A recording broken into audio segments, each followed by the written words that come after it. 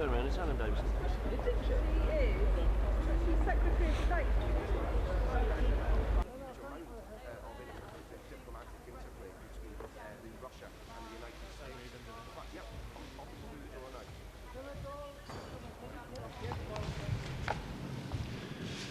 The whole of the United Kingdom welcomes President Obama and the First Lady on your first official visit to our country. President Obama, you have given renewed hope not only to the citizens of the United States of America, but to all citizens in all parts of the world. And I want to thank you for your leadership, your vision and your courage, which you've already shown in your presidency, and congratulate you on the dynamism, the energy, and indeed the achievements that you have been responsible for. Your first 70 days in office have changed America, and you've changed America's relationship with the world. So I thank you for coming to our country, and I hope you will enjoy your visit with us. Today we are renewing our special relationship for new times. Ours is not an alliance of convenience, it is a partnership of purpose. It's a partnership that at times of challenge is resilient, and at times of change is constant. President Obama and I are agreed about the significance of this week's G-20 meeting, that the world is coming together to act in the face of unprecedented global financial times. Our first duty is to those who are suffering most, the people anxious about their mortgages, their jobs, and their family's future. For them, the pain of recession is all too real. But let us not forget that in 1929, when the Wall Street crash happened and led to recession, it was not until 1945 that the world came together to reshape the world economy. Then it took more than 15 years. Today, within months of this financial crisis, we are coming together to solve the common problems we face. We are cooperating to shorten the recession, and we are working together to protect and save jobs. The truth is that today's global problems require global solutions. And at this week's summit, when leaders representing 85% of the world's economy are gathering together, this summit cannot simply agree to the lowest common denominator. We must stand united in our determination to do whatever is necessary. This is an unprecedented financial crisis. People have lost their homes, their jobs, and in some cases, their hope. And President Obama and I are agreed today that the actions we take are global solutions requiring for global problems. There are really 5 tests for the G20 summit, 5 tests for the world, tests that, if met, will create a new consensus for the world. The speed and scale of global economic change has overwhelmed the national systems of rules and regulations. So our first test is to agree tougher and more transparent supervision of banks, hedge funds, and what is known as the global shadow banking system. We have both agreed there will be no sustainable recovery until the banks are cleaned up and a new regulatory system is put in place. The second test is to commit to taking the action necessary to bring about a resumption of growth, push back against the global recession, and support families and businesses. The third test is to ensure by international economic cooperation and by strengthening our international economic institutions, we support growth in emerging markets and developing countries. The fourth test is to reject protectionism and kickstart global trade, and I've suggested an absolute minimum of $100 billion of trade finance that is so desperately needed. Fifth, we have an obligation to help the poorest, those most vulnerable, but least able to respond to the crisis, by meeting our Millennium Development Goals and keeping our pledges on aid. Both the United Kingdom and the United States are also embarked on a transition to becoming low-carbon economies, because the President and I share the conviction that green energy technologies will be the major driver of our future economic growth, and we can create millions of green-collar jobs in the world for the future. Now, we have some tough negotiations ahead. It will not be easy, but I know from my talks this week and from my discussions with President Obama today that the world does want to come together, that Britain and America working together can help make this consensus not just something that is agreed on paper, but which truly delivers for people everywhere who are worried about their jobs and their hopes and their family budgets. Today, we, the G20 leaders, will begin our discussions. Tomorrow, we must make decisions. and that is what we will do. We've also discussed how we rebuild Afghanistan by complementing our military action with defence, diplomacy and development, putting new resources into civilian support for the Afghan reconstruction.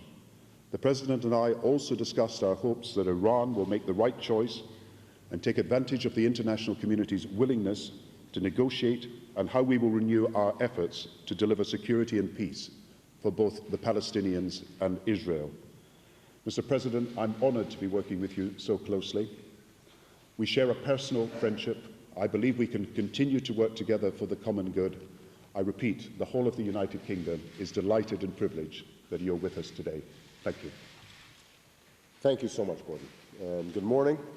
I am very pleased to be in London, especially with weather of the sort we're seeing today. And I want to thank Prime Minister Brown for hosting us, for his wife taking Michelle on a tour of some wonderful projects around the city, for his leadership throughout this challenge.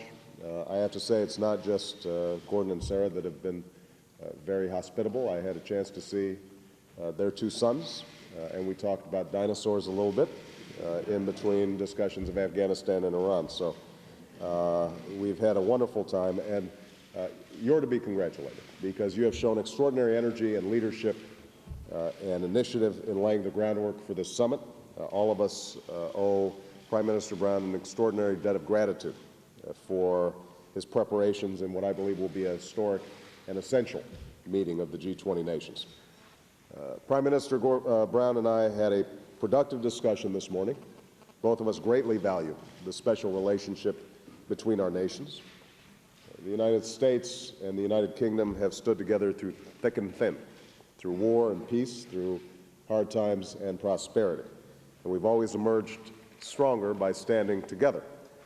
So I'm pleased that my first meeting overseas as president is with Gordon Brown, just as I was pleased to host him in Washington shortly after taking office. And I know that we both believe that the relationship between our two countries is more than just an alliance of interests.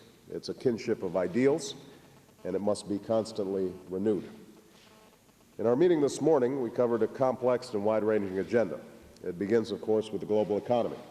All of us here in London have the responsibility to act with a sense of urgency, and I think that what Prime Minister Brown spoke about, the human dimensions of this crisis, people losing their homes, losing their businesses that they worked so hard for, losing their health care in the United States,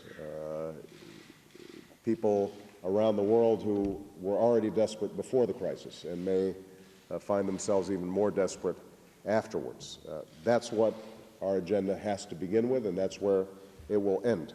All of us here in London have the responsibility to act with a sense of urgency, and every nation that will be participating has been affected by a crisis that has cost us so much in terms of jobs, savings, and the economic security of our citizens. So make no mistake, we are facing the most severe economic crisis since World War II. And the global economy is now so fundamentally interconnected that we can only meet this challenge together. We can't create jobs at home if we're not doing our part to support strong and stable markets around the world. The United States is committed, working alongside the United Kingdom, to doing whatever it takes to stimulate growth and demand and to ensure that a crisis like this never happens again. At home, we're moving forward aggressively on both recovery and reform. We've taken unprecedented action to create jobs and restore the flow of credit. And we've proposed a clear set of tough new 21st century rules of the road for all of our financial institutions. We are lifting ourselves out of this crisis and putting an end to the abuses that got us here. I know that the G20 nations are appropriately pursuing their own approaches. And as Gordon indicated, we're not going to agree on every point. I came here to put forward our ideas, but I also came here to listen, not to lecture. Having said that, we must not miss an opportunity to lead, to confront a crisis that knows no borders. We have a responsibility to coordinate our actions and to focus on common ground, not on our occasional differences. If we do, I believe we can make enormous progress. And that's why, in preparation for these meetings, I've reached out and consulted with many of the leaders who are here or will be arriving shortly.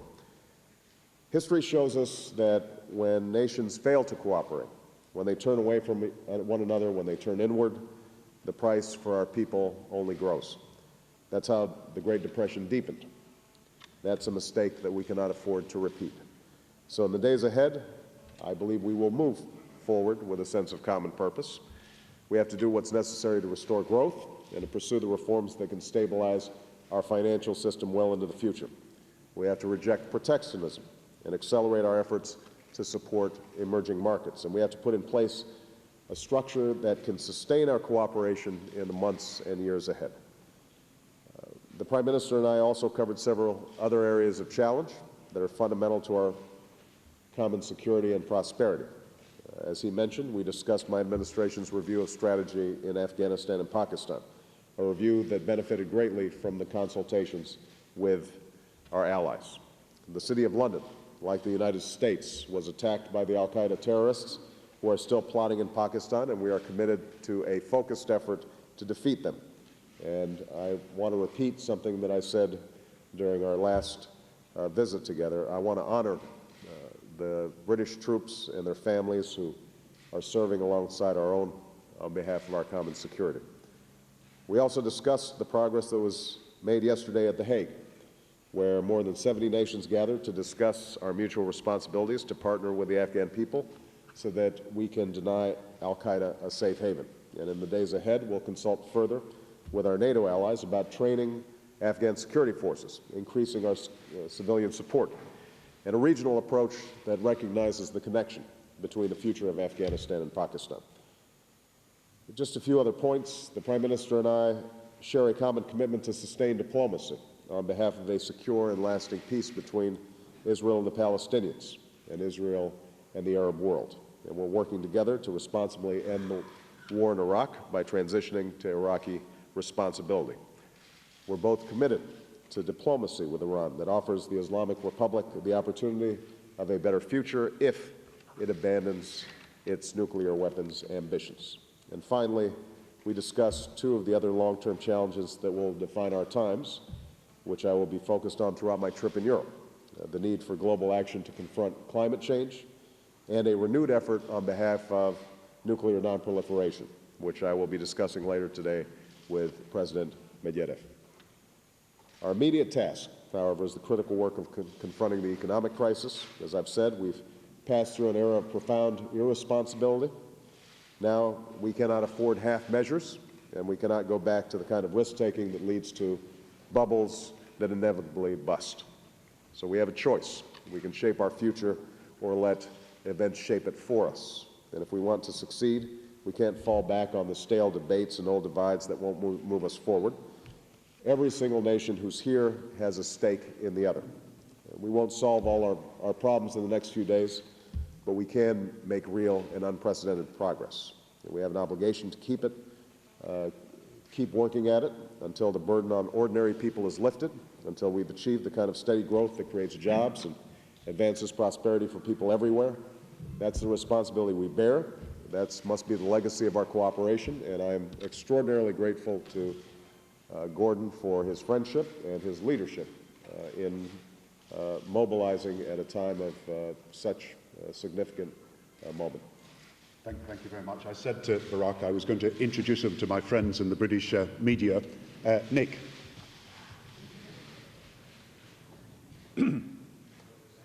Prime Minister, thank you very much indeed. Nick Robinson, BBC News. A question for you both, if I may. The Prime Minister has repeatedly blamed the United States of America for causing this crisis. France and Germany blame both Britain and America for causing this crisis. Who is right? And isn't the debate about that at the heart of the debate about what to do now? I would say that if you look at the sources of this crisis, the United States certainly has some accounting to do with respect to a regulatory system that was inadequate to the massive changes that had taken place in the global financial system. I think what is also true is that here in Great Britain, in continental Europe, around the world. We were seeing the same mismatch between the regulatory regimes that were in place and the highly integrated global capital markets that had emerged. So at this point, I'm less interested in identifying blame than fixing the problem. And I think we've taken some very aggressive steps in the United States to do so. Not just responding to the immediate crisis, ensuring that banks are adequately capitalized, dealing with the enormous drop-off in demand and the contraction that's been taking place, but more importantly, for the long term, making sure that we've got a set of regulations that are up to the task. And that includes a number that will be discussed at this summit. I think there's a lot of convergence between all the parties involved about the need, for example, to focus not on the legal form that a particular financial product takes or the institution that it emerges from, but rather what's the risk involved, what's the function of this product, and how do we regulate that adequately. Much more effective coordination between countries so that we can anticipate some of the risks that are involved.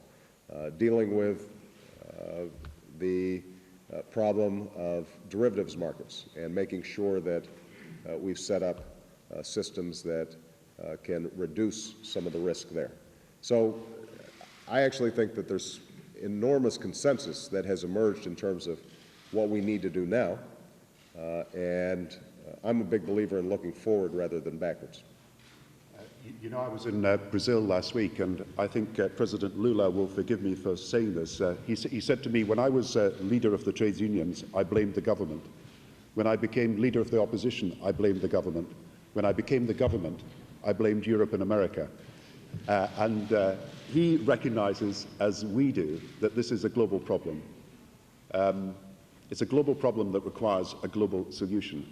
What essentially happened is that the speed and the pace and the scope of global financial changes, the mobility of capital around the world, overwhelmed systems of national regulation.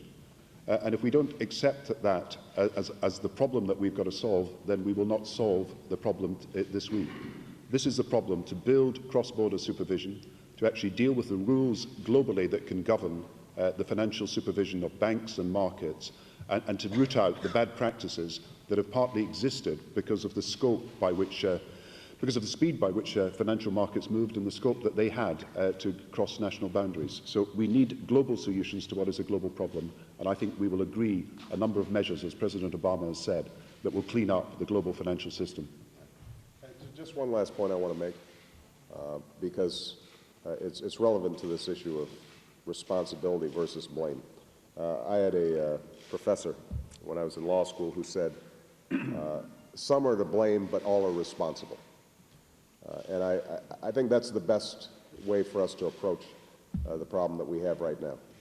I do think that across borders, there has been a tendency to believe that whatever the global capital markets were doing was ultimately beneficial. I am a big believer in global capital markets and their potential to provide capital to countries that might not otherwise be able to grow, the possibilities of increasing living standards in ways that we have not seen previously in world history. But what we have to understand is that that's going to require some sort of regulatory framework to make sure that it doesn't jump the rails. And that, I think, is something that we're going to be able to put together. Jennifer Lovett of AP. Where's Jennifer? There you go. Thank you, Mr. President, Mr. Prime Minister.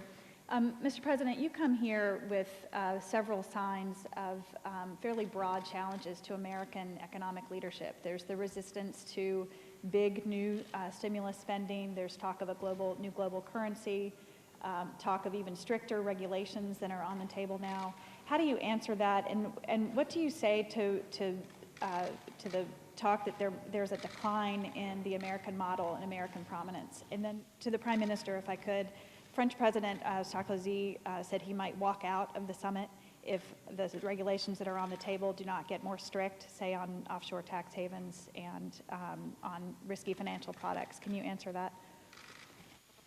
Well, I think if you pulled quotes from 10 years ago, 20 years ago, 30 years ago, from previous news reports, you might find similar contentions that America was on decline.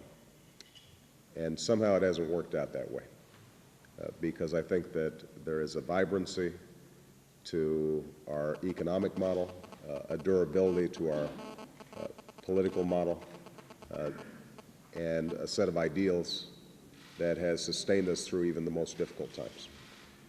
Now, with respect to the current crisis, I think that there is no doubt that at a time when the world is fearful, that there is a strong tendency to look for somebody to blame. And I think that given our prominence in the world financial system, it's natural that questions are asked, some of them very legitimate, about how we have participated in global financial markets. Having said that, I am absolutely confident that this meeting will reflect enormous consensus about the need to work in concert to deal with these problems. I think that the separation between the various parties involved has been vastly overstated. If you look at where there has been the biggest debate, and I think that the press has fastened on this as an ongoing narrative, this whole issue of fiscal stimulus. And the fact of the matter is that almost every country that's participating in this summit has engaged in fiscal stimulus. The ones that are perceived as being resistant to fiscal stimulus have done significant fiscal stimulus.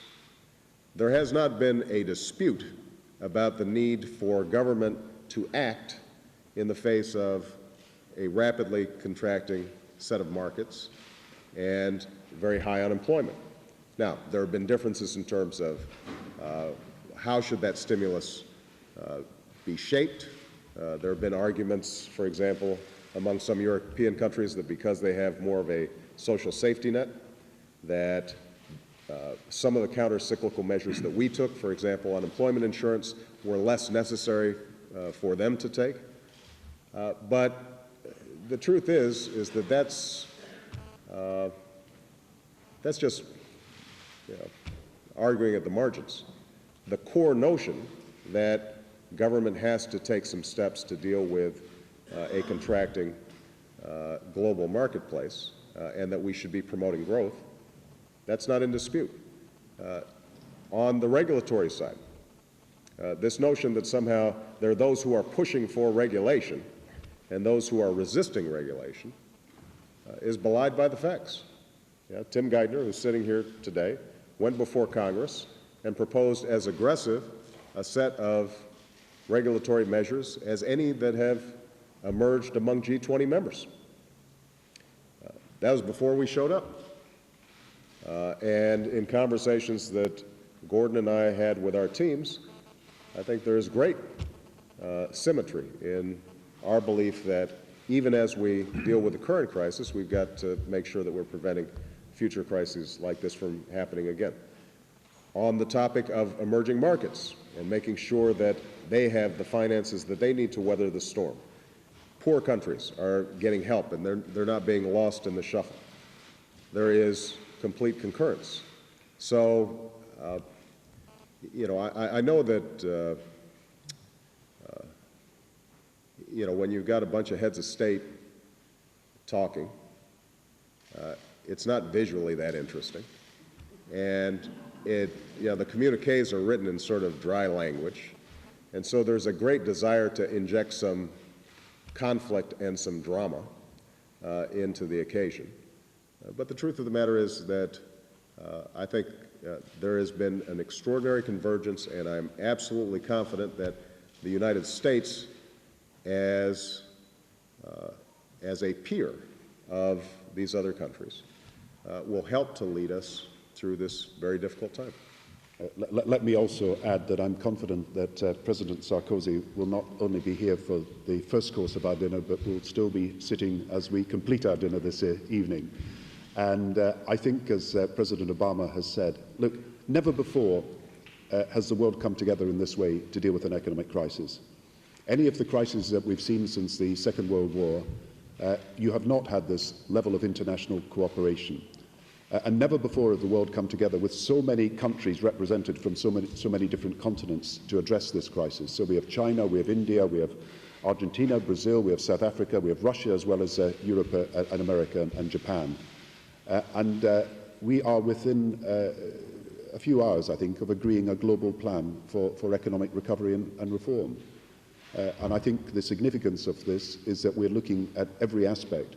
It is American leadership on reshaping the financial system, on recapitalizing the banks, on restructuring the banking system that will inform our discussions on the future of the financial system. So I praise President Obama for the work that has been done within only a few days of coming into office. But we will also be discussing how we can help the emerging markets and the industrializing countries, how they can be protected against the financial storm that is facing them. We will not forget that we have obligations to the poorest countries in the world as well. And so the significance of this is not just that everybody's coming together, but in all those different dimensions of the economic activity of the world, how we can restructure the financial system, how we can get growth back and create jobs in the world, how we can rebuild our financial institutions for the future, how we can help the poorest countries of the world, how we can move forward a low-carbon recovery. You're going to see action. And of course it's difficult, of course it's complex, you have a large number of countries. But I'm very confident that people not only want to work together, but we can agree a common global plan for recovery and reform. Tom. Tom Bradley, ITV News.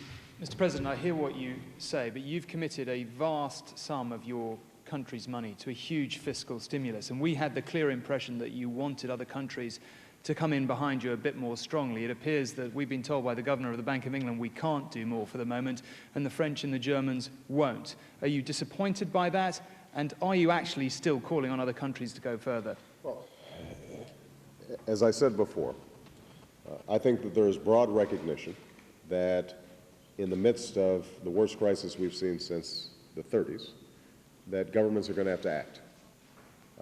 And certainly, the United States does not intend to act alone, and we're not. Great Britain has taken serious steps. The European Union has taken serious steps. Australia, Canada, Japan, China have all initiated significant stimulus packages. And I think that our goal is simply to make certain that each country, taking into account its differences in economic circumstances as well as political culture, is doing what is necessary to promote economic growth. The United States will do its share. But I think that one of the things that Gordon and I spoke about is the fact that in some ways the world has become accustomed to the United States being a voracious consumer market and the engine that drives a lot of economic growth worldwide. And I think that in the wake of this crisis, even as we're doing stimulus, we have to take into account our own deficits. We're going to have to take into account a whole host of